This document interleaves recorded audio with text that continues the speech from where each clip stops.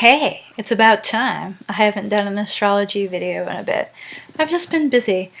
Also, I technically did make this video, but something happened where I stopped recording and I closed and went to edit it and it wasn't there anymore. So like when you do a project, you write something or you do anything at all and it's lost and you just don't have the heart to do it again. So that's kind of what happened. Yeah. But I'm here now, and we're up to Moon in Sagittarius, which is totally my lunar sign. Totally awesome. And this light thing here, it's like kind of on purpose because the lighting in the living room sucks, and I needed something to make the light better. And I kind of liked the effect this had on the camera. It's a little weird. Okay. So let's get started. Hi, Moon in Sagittarius is security through seeking. So if you know Sagittarius at all, my bunny can't stop like shaking his cage because he thinks that it gets more water out of the frickin' bottle and it drives me nuts. Okay, I'm gonna calm down. Did you know that Moon in Sagittarius has a tendency towards impatience? We like to drive fast too. That's a Sagittarian trait in general. Fast driving, fast cars, fast thinking. If you're not on board with them, they'll leave you in the dust. Totally. Sagittarius is the seeker, half horse, half man or woman, as a centaur or centauride. And there's a great sense of adventure in the lunar Sagittarian. And where emotions are concerned, there is an adventurousness that's deeply ingrained in the lunar Sagittarian in such a way where sometimes they feel more comfortable or more in their element, even perhaps more secure in places that are unfamiliar or exotic or totally different. There's a part of a lunar Sagittarian that sort of lights up and becomes really quick on their feet, and they're very adaptable emotionally in situations that are what most people would get kind of freaked out about, being in unfamiliar territory, not being able to speak the language, not really knowing what the plan is for the day, not having a place to stay. It doesn't matter, because Moon in Sagittarius knows that there's always a light at the end of the tunnel. And in fact, their optimism can become, well, a little annoying sometimes. And it can go the opposite way where, those people that just sort of, they blind themselves to the negative possibilities because they don't even want to consider them. And I can understand that to a degree. You sort of don't want to get energy flowing in the area of the outcomes of which you are afraid. I get that, but then there also comes the extreme of that, which ends up being that Rome is falling down around you and you aren't making any preparations for what most people would consider real life. Please excuse me as I blow dust off of my keyboard. So, the lunar Sagittarian. Remember, Sagittarius is a mutable sign and it's fire. So they're associated with a fieriness to the emotional state. They can be a bit up and down in some ways. And they also have a tendency to not really give a shit if you don't fit their emotional needs at some point.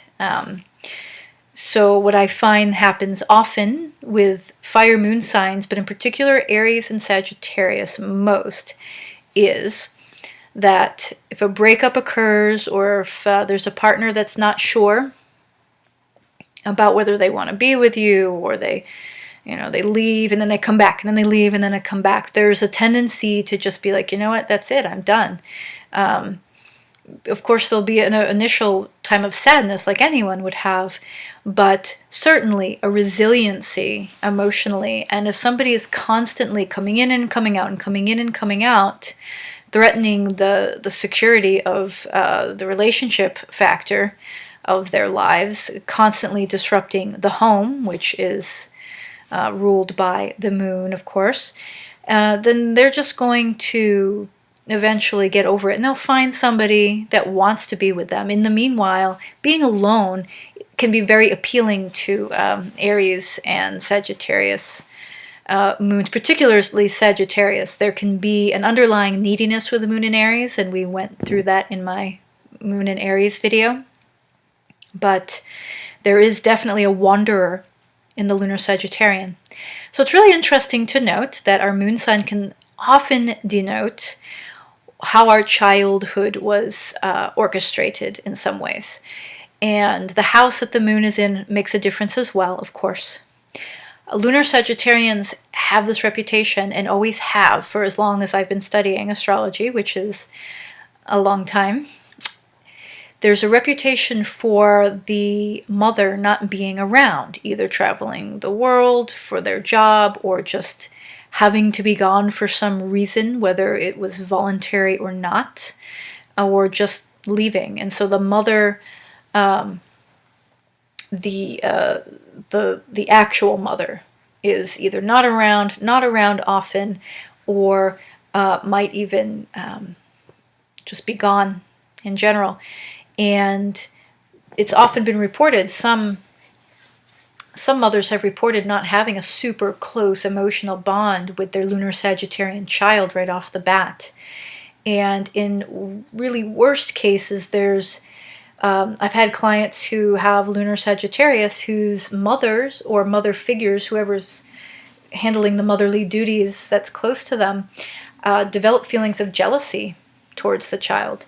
And there can be sorry, my dog just drooled on me, can be a long-standing, sometimes unconscious bitterness between mom and child for whatever reason, particularly when the child is female.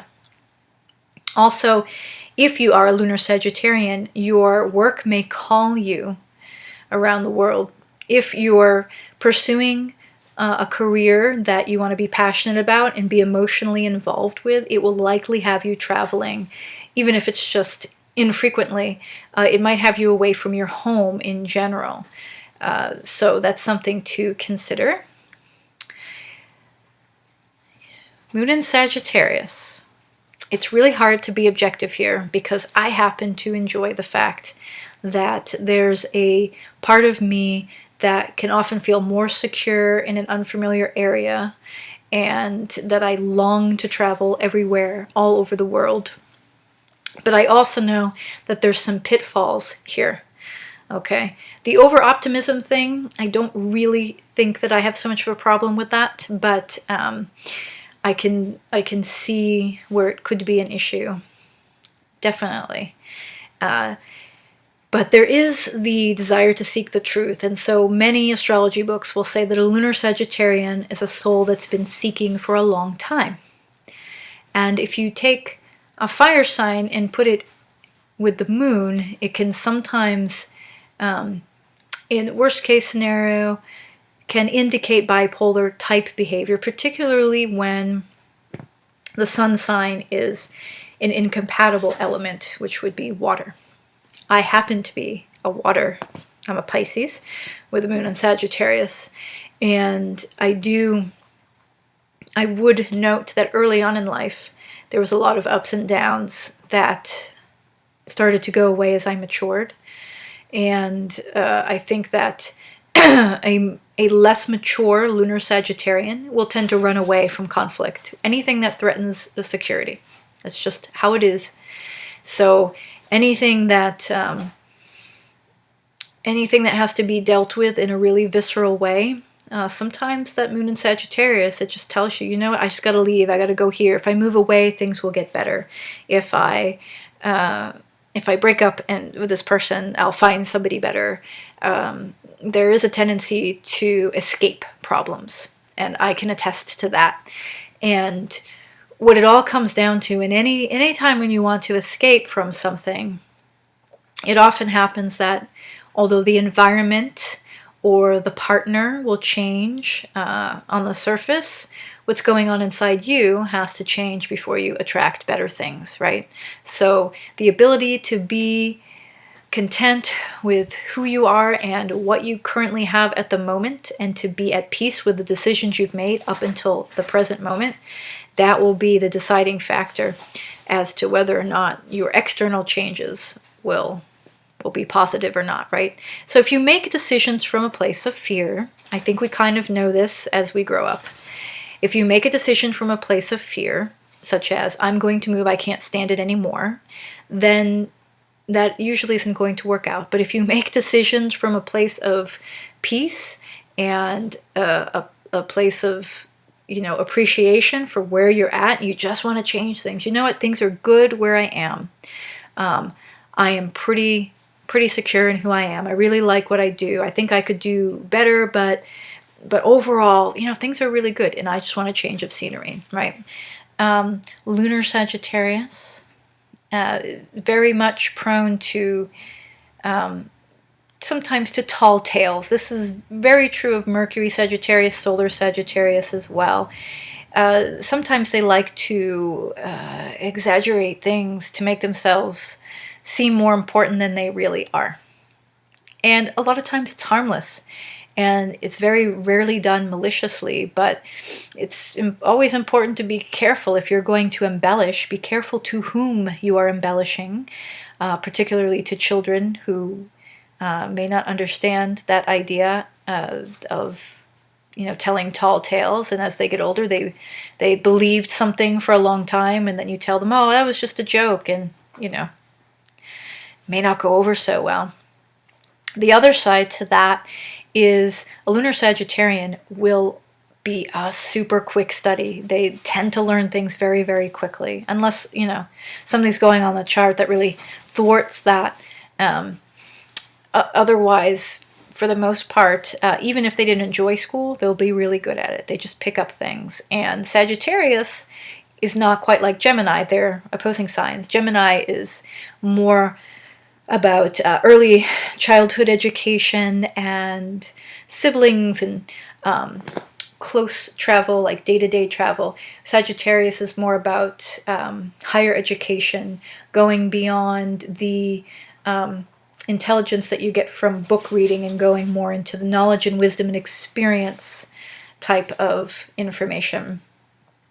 So there will be a constant desire to learn with a lunar Sagittarian, just always wanting to imbibe more and more information.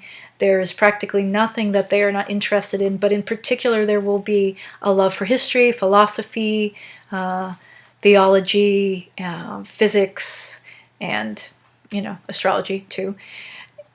So the desire to learn is huge, and they will go to great lengths. Without a doubt, and I think this is true for a lot of people in varying degrees, the sign in Sagittarius in general really needs to experience things to truly understand. Not that they don't have empathy. If you are heavily water sign influenced, particularly in the Pisces realm, empathy is really, really strong in water signs, and particularly with the fish, for sure. Many times they're born with, a lot of empathy. Or if you have, like, let's say, a lot of planets in the 12th house, or you have, anyways. But sometimes the solar and the lunar Sagittarians can seem kind of heartless. They just think you should be able to get over things, because they do. And they do need to experience different relationships and different jobs. They can have a tendency to change jobs quite a bit, and they learn real quickly on the job. And that's another thing about their embellishment.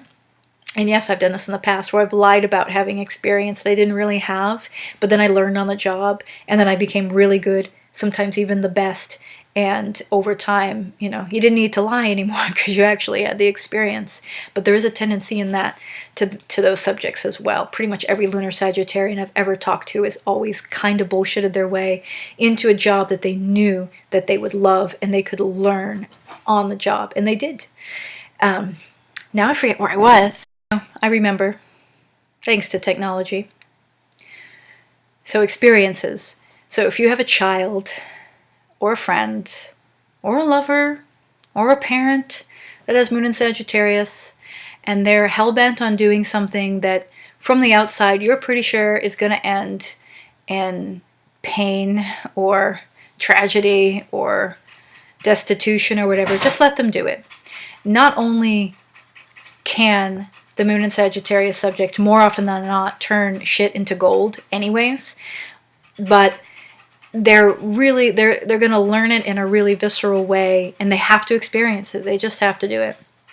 I think this is true for many fire signs in particular.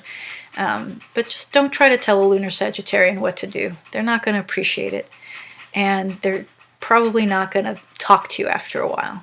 So you got to respect their freedom. That's pretty important. So if you're in a relationship with a lunar Sagittarian and they like to do certain things by themselves, or they don't always ask you if you want to do every little thing with them, like a Moon in Libra person who's kind of like, hey, you want to take a ride with me to the store 2 miles down the road?